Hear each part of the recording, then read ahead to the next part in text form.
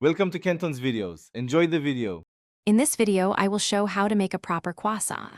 Combine flour, cold water, yeast, and salt into a shaggy dough and chill briefly to relax gluten.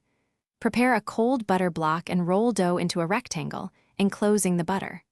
Perform 3 sets of folds with short rests between to build layers, keeping everything cold and even for crisp, flaky layers when baked. In this video, I will show how to make a proper croissant. Roll the chilled dough gently, then encase the cold butter and seal edges tightly to prevent leaks. Use precise turns and consistent measured folds to create many thin layers of butter and dough. Rest and chill adequately between each fold to maintain butter structure. This controlled lamination yields steam pockets that make croissants light, flaky, and deeply layered after baking.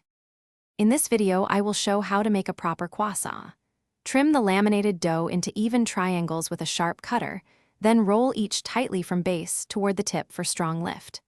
Place on a cold tray with room between pieces, then proof at a cool, steady temperature until the croissants are airy and jiggly, but not overproofed. Bake immediately to capture the best oven spring and flaky texture.